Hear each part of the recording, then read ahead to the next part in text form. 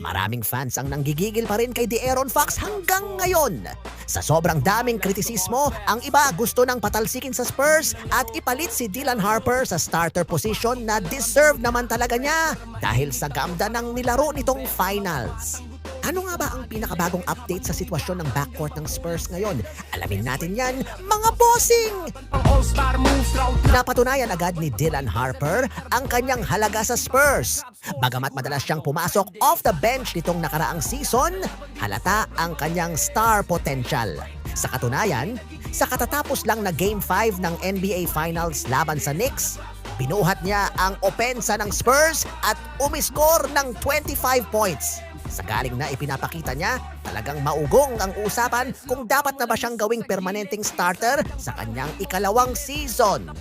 Sa kabilang dako naman, maraming fans ang dismayado kay Fox dahil sa naging nightmare run niya sa katatapos lang na playoffs at finals. Naglaro si Fox na may iniindang high ankle sprain injury kaya bumagsak ang kanyang average sa 12.8 points lang sa finals at nagkaroon pa ng crucial mistake sa pagkatalo ng Spurs sa Game 4.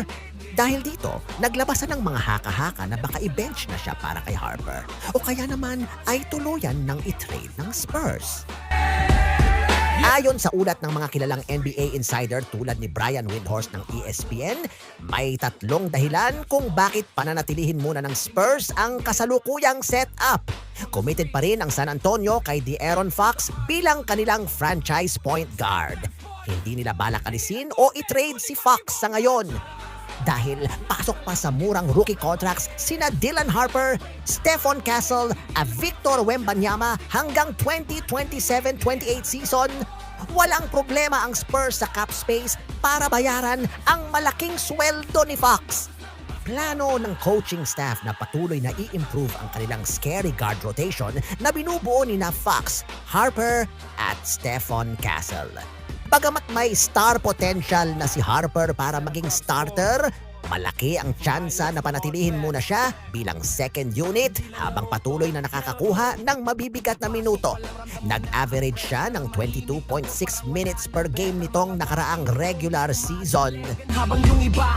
Sa madaling salita, mananatili munang starter ang veteranong si De'Aaron Fox para pamunuan ang backcourt ng San Antonio habang si Dylan Harper naman ay magpapatuloy bilang pangunahing spark ng kanilang bench na may guaranteed longer playing time. Ikaw, bossing, sa tingin mo tama ba ang desisyon ng Spurs management na off the bench pa rin si Dylan at i-retain si Fox sa starter unit? O dapat